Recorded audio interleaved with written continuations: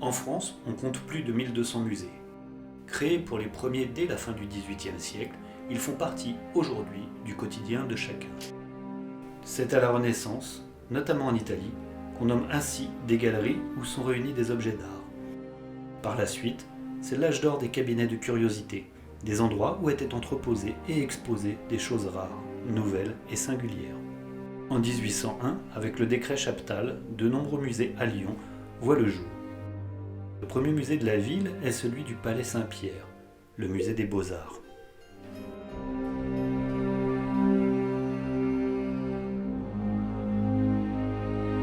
Avant la Révolution, il n'y a pas de musée, mais il y a des palais ou des demeures qui sont enrichis par des œuvres d'art et qui sont bien évidemment propriété aussi bien des particuliers, mais aussi de l'Église qui a enrichi ces églises et ces monastères d'œuvres d'art. La Révolution, en mettant, au service de la nation les biens de l'Église, fait que subitement l'État, voire les municipalités, se retrouvent dotés de biens qu'il faut entretenir, entreposer, restaurer, qui est un travail de longue haleine et très coûteux. Il faut attendre véritablement la décision de Bonaparte de 1801, la loi de 1801, qui crée un musée dans un ancien couvent, le Palais Saint-Pierre, et qui va devenir le musée des Beaux-Arts de Lyon. La ville de Lyon est un acteur essentiel dans le développement des musées. La Chambre de commerce a aussi un rôle majeur dans la création de musées. Elle apparaît plus tardivement, plutôt sous le Second Empire, au milieu du XIXe siècle. C'est à cette période que voit le jour le musée des tissus, possédant l'une des plus riches collections textiles du monde. Au début du XIXe siècle, le Palais Saint-Pierre, épargné après la Révolution, ouvre ses portes en 1801 et accueille tableaux, médailles, bronzes et autres monuments des arts. Autrefois abbaye, puis bourse de commerce, ce lieu est unique et reste un endroit d'exception. Le musée Palais Saint-Pierre s'est enrichi aussi bien d'une démarche municipale qu'une démarche individuelle par le biais des dons et des donations qui peuvent être faites. Le musée est installé dans un lieu aussi extrêmement important à Lyon, puisque c'est une ancienne abbaye royale, qui est en partie classée monument historique, une abbaye de bénédictines, dont la fondation remonte au 7e siècle. C'est l'un des bâtiments conventuels les plus anciens de la ville. Et l'état actuel date du XVIIe siècle, du règne de Louis XIV. Voilà, donc il reste quelques éléments des aménagements de cette abbaye. Et après la Révolution, donc, le musée est créé en 1801. C'est l'un des tout premiers musées créés après le Louvre, par un décret national, le décret Chaptal. Le musée des Beaux-Arts de Lyon est aujourd'hui le premier musée en région, hors Paris.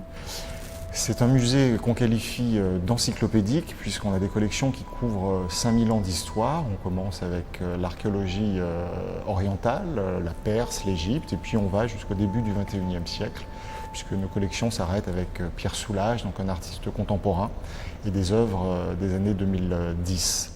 Le musée est organisé en départements de peinture ancienne, par exemple, les objets d'art, les antiquités. Il faut plaire aux visiteurs, donc savoir accrocher l'œil, il faut avoir une dimension pédagogique et en même temps avoir une politique de conservation où on associe les dons de l'État avec une politique municipale, l'adjoint à la culture, par exemple, qui peut être un des grands acteurs de cette politique muséographique lyonnaise.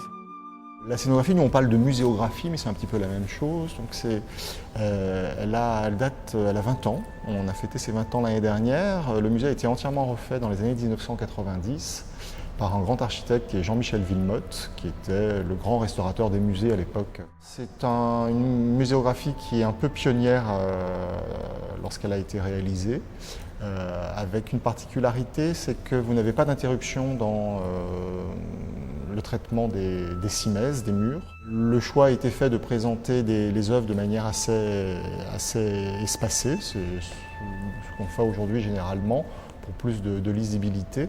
Auparavant, les muséographies étaient plus confinées, il y avait davantage d'œuvres sur les murs, parfois des œuvres avec des sceaux de qualité. Donc, tout est fait pour, bien entendu, assurer la conservation des œuvres, qui est le cœur de métier des musées, mais également de scénariser un petit peu la mise en scène des œuvres pour le public. Plusieurs filières se créent. La filière officielle de l'État, avec la Révolution, la filière privée avec la Chambre de commerce et la filière individuelle avec le musée Guimet. Ces trois filières seront à l'origine du paysage muséal que l'on connaît aujourd'hui. Partons du musée de Gadagne. Le musée de Gadagne, c'est encore toujours ce même problème avec l'histoire de cette ville, qui est une ville, comme je l'ai dit, assez particulière et qui a accumulé au cours des siècles pas mal de qualités. Donc la ville de Lyon achète par paliers successifs un très bel hôtel Renaissance, disons du vieux Lyon, du quartier Saint-Jean, qu'on appelle l'hôtel de Gadagne, qui avait été créé, ou du moins construit par des marchands italiens à l'époque du XVIe siècle, et va attendre le XXe siècle pour y installer subitement l'idée, et si on faisait un musée d'histoire de la ville de Lyon?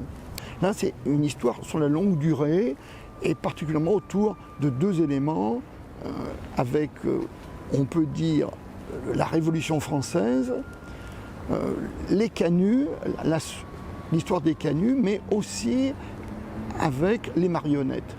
Et ce musée de Gadagne, qui vient d'être restauré au début du XXIe siècle, est aujourd'hui un musée qui est un peu l'équivalent du musée Carnavalet à Paris, c'est-à-dire un musée d'histoire de Lyon, y associant les grandes étapes avec les moments forts comme la Révolution, la révolte des canuts, mais aussi avec les marionnettes, Guignol, Niafron, ce qui correspond un peu à ce que j'appelle l'identité de cette ville.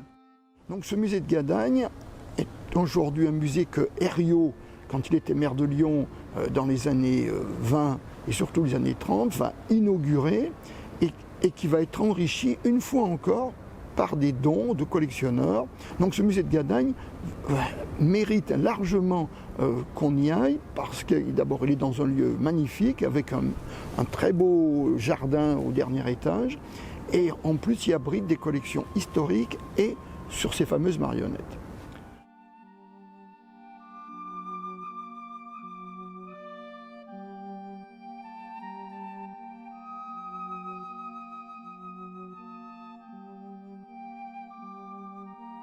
Le CHRD, c'est encore une autre étape de la ville de Lyon. Lyon, durant la Seconde Guerre mondiale, va être en même temps une ville qui ne sera occupée par les Allemands qu'en 1942, en novembre 1942, et qui va être, à la Libération en 1944, va être désignée par le général de Gaulle en septembre 1944, capitale de la résistance. Donc cette ville de Lyon va attendre Michel Noir, qui lui-même a un passé, par son père, un passé résistant, va mettre dans les anciens locaux de l'école de santé militaire occupée par la Gestapo durant la Seconde Guerre mondiale, va y installer un musée, le fameux musée CHRD. En 1987 a lieu un procès retentissant qui est le procès de Klaus Barbie. Klaus Barbie, il est le responsable notamment de la rafle des enfants d'Isieux, d'une chasse extrêmement forte aux Juifs à partir de 1943. Et il est le responsable de l'arrestation de Jean Moulin. Klaus Barbie, il va être condamné pour crime contre l'humanité et son procès va être retentissant avec de très nombreux témoins qui viennent et une couverture médiatique extrêmement forte. Pour le maire de l'époque, Michel Noir, il semble important d'avoir un lieu de réflexion historique sur la Seconde Guerre mondiale. Le fameux musée CHRD de l'histoire de la résistance et de la déportation, avec dans les caves où ont été torturés certains résistants, d'y faire un parcours. Un lieu qui est beaucoup plus d'ampleur que le petit musée qui existe rue Boileau. Et donc va se monter toute une réflexion autour d'un espace muséographique digne de ce nom. Michel Noir y était très attaché parce que c'est quelqu'un qui est très engagé dans la lutte contre l'antisémitisme, le négationnisme, qui est quelqu'un qui est lui-même le fils d'un résistant et d'un déporté. Et donc il est très attaché à la construction d'un musée. Et il se trouve aussi que durant les années 1980, au début des années 1980, l'école de santé militaire a quitté la cour du 14 avenue Berthelot. C'est un bâtiment qui est très particulier parce que c'était ce bâtiment qu'occupait la Gestapo pendant la Seconde Guerre mondiale. Et donc, pour le conseil municipal, il devient tout à fait naturel de choisir ce lieu historique pour y installer le nouveau musée de la résistance et de la déportation qu'on va appeler le CHRD, le Centre d'histoire de la résistance et de la déportation. Le CHRD, c'est d'abord un bâtiment qui a une histoire pour moi. Et c'est d'abord le premier regard que j'ai posé dessus, c'est justement de le re-regarder comme bâtiment avec une histoire ayant été le siège de la Gestapo allemande à Lyon. Dans ce bâtiment dont il fallait redonner une lecture, puisque dans la précédente exposition qu'on allait laisser, on occultait complètement cette vision-là. C'était aussi de pouvoir poser un parcours sur la résistance, la déportation, dans ce bâtiment et faire conjuguer ces deux choses entre elles en accueillant des objets, des pièces historiques, des témoignages, des iconographies, des photographies, des documents d'archives, des journaux, enfin voilà, tout ce qu'un musée de la résistance comporte comme ingrédient. Et donc il va y avoir une réflexion muséographique sur ce que l'on veut montrer dans ce musée. Ça va prendre quelques années. À l'époque, on veut mettre le spectateur, enfin le visiteur, qu'il soit immergé dans le contexte de l'époque. Et donc, on va construire une muséographie où le visiteur va être inscrit dans une mise en scène d'un intérieur de l'occupation, la mise en scène d'un wagon de la déportation. Et cette construction, elle va aboutir en octobre de 1992 à l'inauguration du Centre d'histoire de la résistance et de la déportation. Quand une agence comme nous répond, et comme les autres, à un marché comme celui-ci, c'est une volonté politique, c'est une volonté historique de re-regarder les choses autrement. 20 ans étaient passés, la culture muséographique, l'espace avait vieilli un petit peu, et puis la vision des choses avait évolué. Donc je pense que c'est une volonté de redéfinir les choses, de les enrichir, de les donner à voir autrement, parce qu'en 20 ans, les gens ne vont pas dans les expos de la même manière, ne regardent pas les choses de la même manière. Le musée, c'est quelque chose qui conserve des œuvres et qui les donne à voir. C'est beau le musée. Alors qu'un centre d'histoire ou un centre de culture scientifique, aujourd'hui on parle de lieux de mémoire, on parle de centres, c'est des choses qui sont presque des tiers-lieux aujourd'hui, où on présente des choses effectivement peut-être du passé, mais qui sont vivantes. L'histoire est très importante à Lyon, capitale de la gastronomie, une ville historique du cinéma, mais aussi capitale de la résistance. Le Centre d'histoire de la résistance et de la déportation retrace l'histoire de la Seconde Guerre mondiale. Inscrit dans ce lieu de mémoire, le passé est transmis aux futures générations. Des vestiges romains au style architectural hérité de la Renaissance italienne, Lyon est riche de son patrimoine historique. Inscrite au patrimoine mondial de l'UNESCO en 1998, Lyon se tourne vers l'avenir avec l'ouverture du musée des Confluences. Le musée des Confluences, c'est encore une étape dans cette ville avec, disons, ses musées. Gérard Collomb a l'ambition de faire de Lyon une métropole européenne. Pour cela, la ville de Lyon est bien dotée en qualité déjà de musées, de gastronomie et d'art de vivre, mais il lui faut une gate, comme on dit en anglais, une porte quand on arrive du sud de Lyon. Et quand on arrive du sud de Lyon, on a bien évidemment on n'a pas grand-chose à voir. Donc installer un musée à la Confluence, qui est quand même un site assez exceptionnel, la Confluence, et on va construire ce musée qui au départ est mal parti puisqu'on a construit sur un domaine alluvionnaire, donc très mou, et on a demandé à un architecte qui est un architecte au départ, disons, du granit des Alpes. Donc il a fallu adapter à un nouvel architecte, donc du temps perdu. Et quand on a fini ce musée, on y a mis non pas un type de collection comme le musée des tissus, le musée de l'imprimerie ou le musée gallo-romain, mais on y met une sorte de, je dirais, de résumé d'abstract des civilisations mondiales, en y mettant un peu aussi bien de l'asiatique que de l'africain, que de l'hier, que du contemporain, afin d'y présenter une sorte de parcours de l'humanité, sans qu'il y ait une volonté, je dirais, d'y apporter vraiment une démarche qui se veut cette fois pédagogique, mais plutôt une marche de découverte, afin que l'homme d'aujourd'hui, le jeune ou le moins jeune, puisse voir ce qu'est cette richesse des civilisations mondiales. Et je crois qu'on y a mis à l'intérieur une partie de ce qui était autrefois le musée Guimet qui a disparu aujourd'hui, mais qui était un musée qui avait été fait par un individu, Émile Guimet, un riche entrepreneur lyonnais qui avait accumulé des collections d'égyptologie et des collections, je dirais, d'art asiatique qui ne plaisaient pas toujours à la bourgeoisie de l'époque du 19e. Ce qui est intéressant dans ce musée, c'est aussi qu'on y a mis une partie du musée d'histoire naturelle avec le fameux mammouth. Et maintenant, il y a même un dinosaure qui plaît bien sûr au public des enfants. Alors, au musée des Confluences, notre credo, c'est des mises en scène, ce qu'on appelle de la scénographie, spécialisée en exposition de musée. Et pourquoi des mises en scène qui sont assez immersives, qui sont assez fortes? C'est-à-dire quand on vient voir une exposition au musée des Confluences, on va avoir des expériences, on va avoir des sensations grâce à cette mise en scène, et c'est un peu notre marque de fabrique.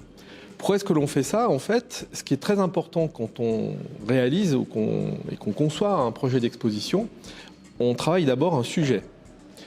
Et on travaille ce qu'on appelle un contenu. Ce contenu, il va être diffusé dans l'exposition à travers des textes que l'on peut lire, mais aussi à travers des audiovisuels, à travers des interactifs, etc.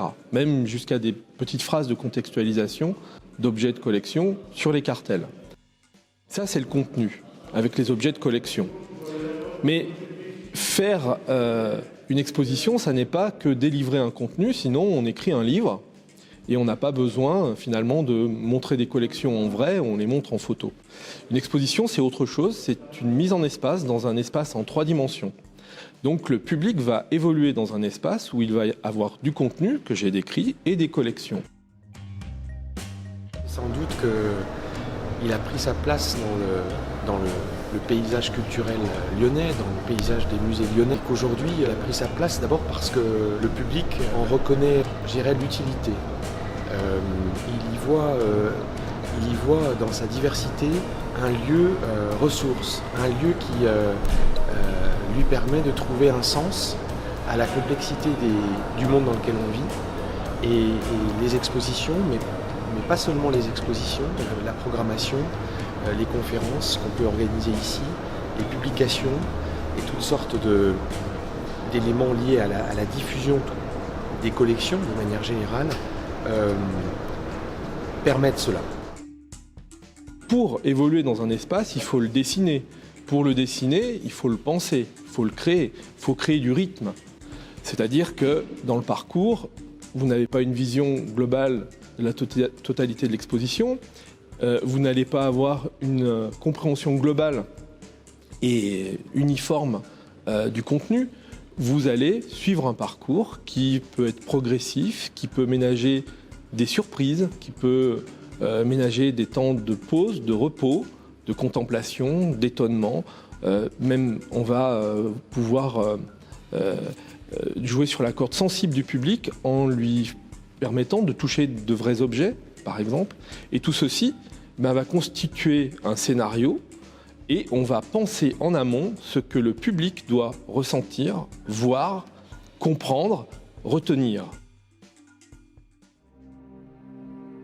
Le musée des Confluences est le dernier musée à avoir vu le jour à Lyon.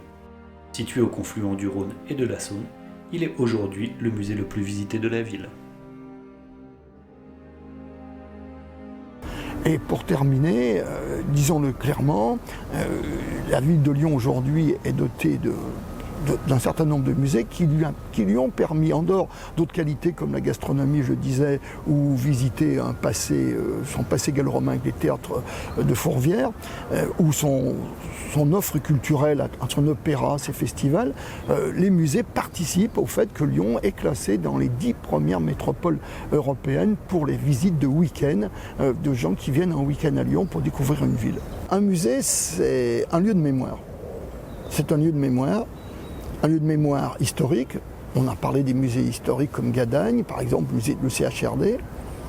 Ça peut être un lieu esthétique où on confronte sur des murs, sur des cimaises, des œuvres d'art qui ont été effectuées par des hommes ou des femmes du passé dans une démarche qu'on essaye de découvrir grâce à des explications parfois données par des guides ou par des audio-guides ou par soi-même. Et un musée, en fin de compte, c'est une école. Il y a une dimension pédagogique dans les musées parce que le musée doit offrir aux générations nouvelles, aux jeunes générations, une sorte de rétrospective de ce qu'est aussi bien l'histoire d'une ville que l'histoire de l'art, ou qu'une démarche, disons, de choc esthétique.